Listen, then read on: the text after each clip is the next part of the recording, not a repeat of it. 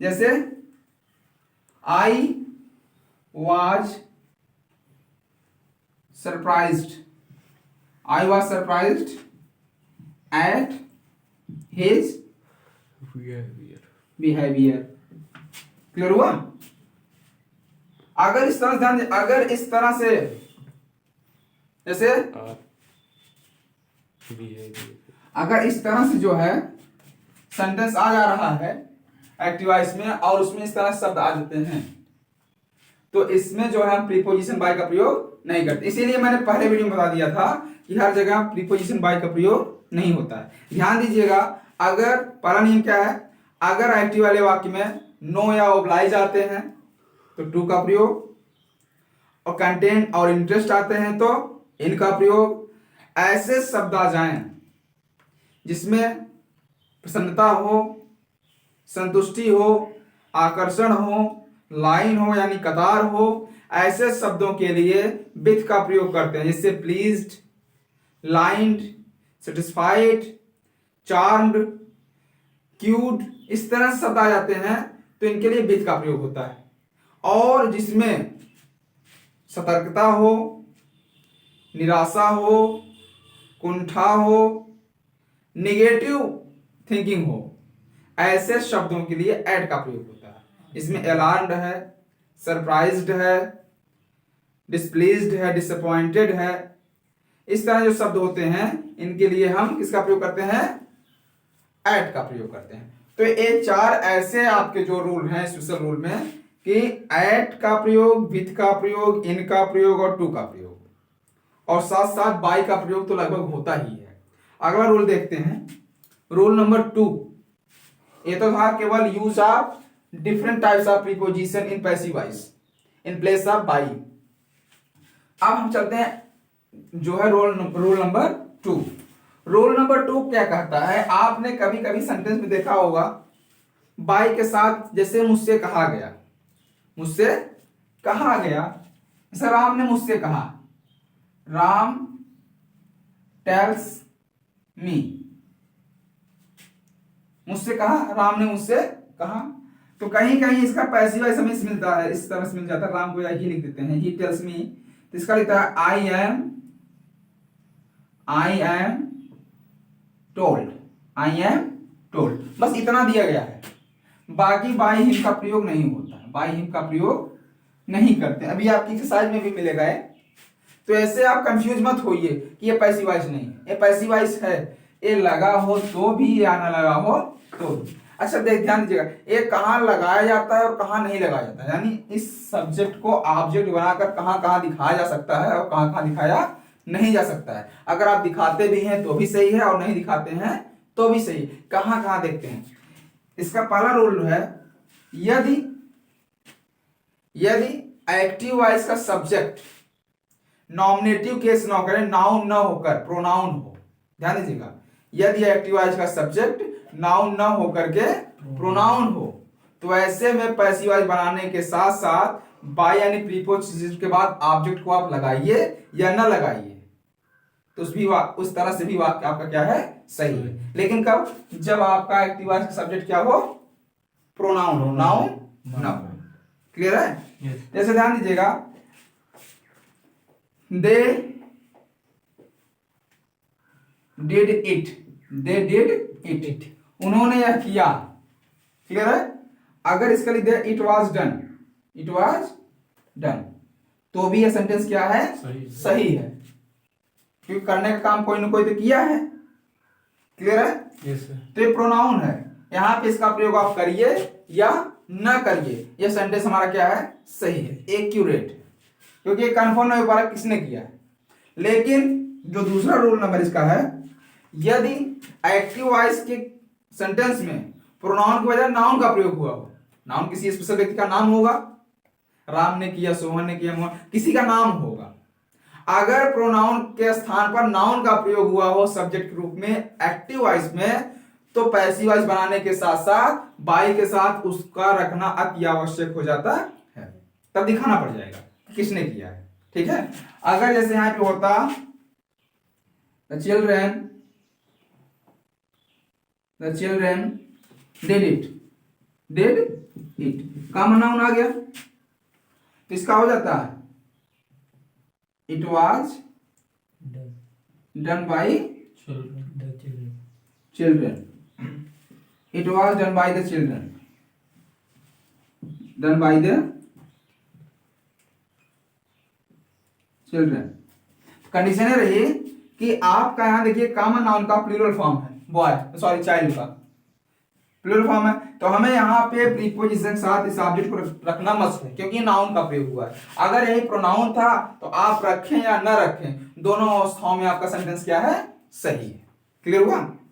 तो कहीं कहीं आप अपनी साइड जब देखेंगे जब कहेगा कि पैसिव से एक्टिव बनाओ, पैसिव से एक्टिव बनाओ तो पैसिव वॉइस इस प्रकार से दे देगा, इस प्रकार से, तो बच्चे वही कंफ्यूज हो जाते हैं कि यहाँ पे तो बाई के साथ ऑब्जेक्ट है ही नहीं। तो ऐसे में क्या करें, आप एक ऑब्जेक्ट मान लें अपने सुविधा के अनुसार, by him, by them, by जो भी कुछ मान लें और उसी को क्या बना लें आप, सब्जेक्ट बना लें, उसके अकॉर्डिंग उसको पैसिव से एक्टिव कर लें। ओके, क्लियर हुआ?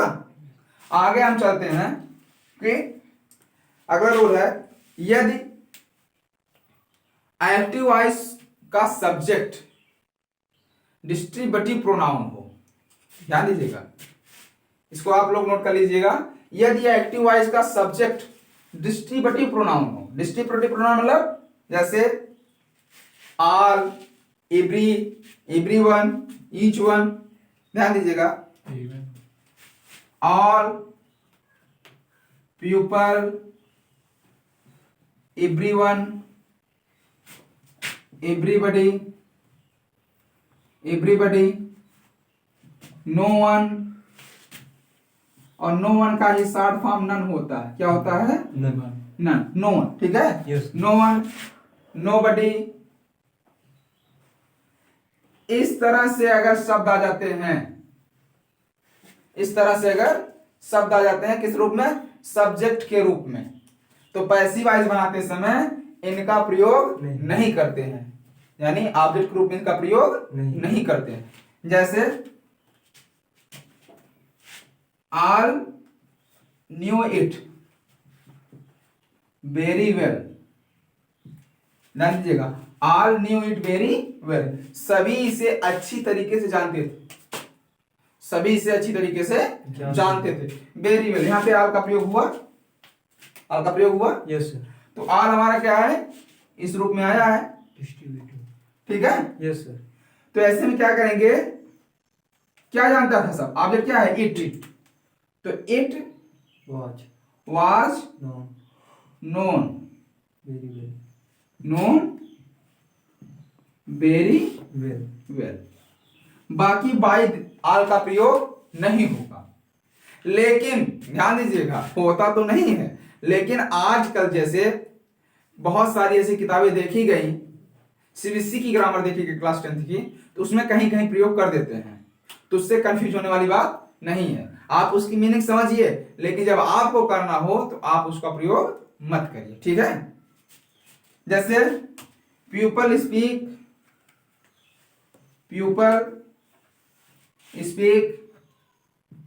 इंग्लिश ऑल ओवर द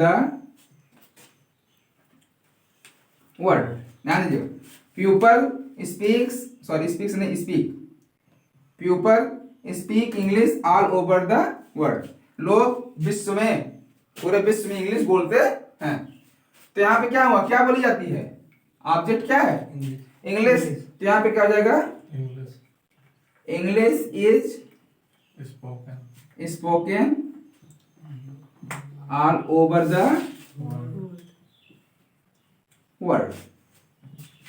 कोई कंफ्यूजन? ध्यान दीजिएगा कि all, people, everybody, everyone, no one, none, nobody का प्रयोग हुआ हो, इसका पैसिव वॉइस बनाते समय प्रयोग नहीं करते हैं। लेकिन यहां ध्यान दीजिएगा, अगर नो वन या नन का प्रयोग हुआ हो, नोबडी का प्रयोग हुआ हो, तो सेंटेंस को निगेटिव बनाएंगे। जैसे नन डिड इट, किसी ने भी यह नहीं किया, none did it, none did it, तो यहां क्या होगा, इट वॉज नॉट डन, क्योंकि जब हम इसको हटाएंगे तो आगे को निगेटिव करेंगे, तो इस कंडीशन क्या होगा, नॉट का प्रयोग हो जाएगा, it was not done. Clear हुआ? Yes sir. कोई कंफ्यूजन? No sir. ठीक है, तो आप जो है इसको नोट कर लीजिए। ठीक है, जल्दी करिए। ओके स्टूडेंट, तो इसको आप लोग नोट कर लीजिएगा। अगर कहीं प्रॉब्लम होती है तो आप उसको अवश्य ही पूछ सकते हैं, और साथ साथ आप इस वीडियो को लाइक शेयर सब्सक्राइब करना न भूलें, और लेटेस्ट वीडियो प्राप्त करने के लिए आप जो है बेल आइकन जरूर दबाएं। ठीक है, हाँ, आगे देखते हैं। कभी कभी होता क्या है,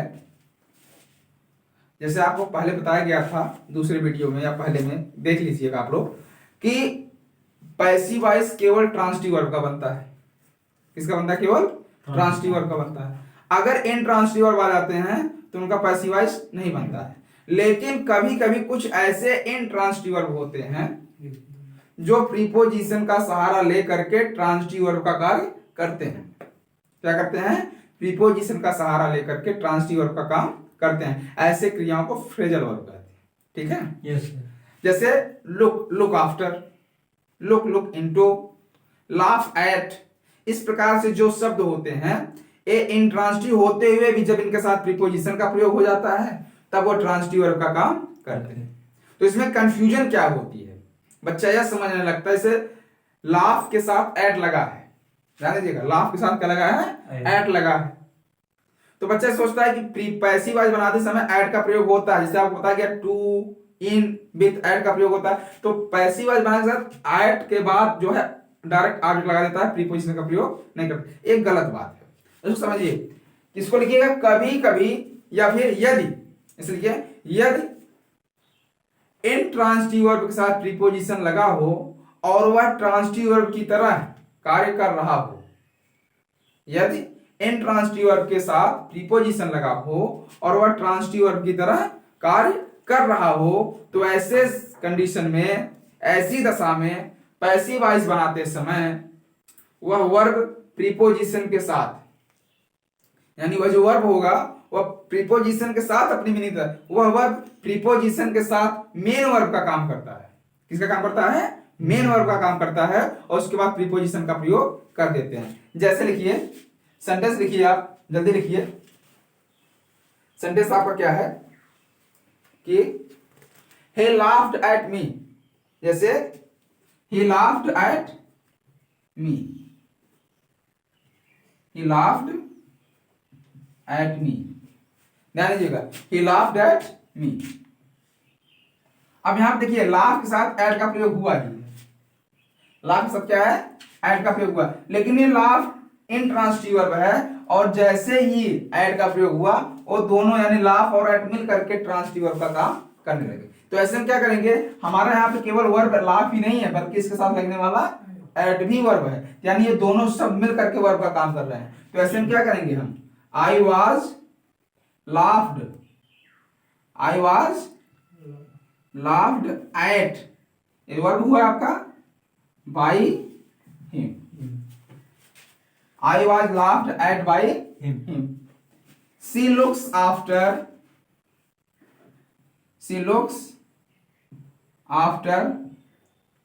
my children, my child. She looks after my child. वो मेरी बच्चे का देखभाल करती है। ध्यान दीजिएगा, लुक्स के साथ क्या लगा? आफ्टर का प्रयोग हुआ। किसका प्रयोग हुआ? लुक्स का, आफ्टर का। यहाँ पे क्या हो जाएगा? My child is looked after by her. Okay student, आज आप लोग इतना ही। बाकी जो इसका जो है अगला टॉपिक है स्पेशल रूल का, उसको आपको हम अगले वीडियो में आपको समझाएंगे। और अगर कहीं कोई प्रॉब्लम होती है तो आप इसे देखिएगा, समझिएगा, फिर भी समझ में आए तो आप व्हाट्सएप ग्रुप में जाकर के या यूट्यूब कमेंट बॉक्स में जाकर के आप अपनी समस्या का समाधान प्राप्त कर सकते हैं।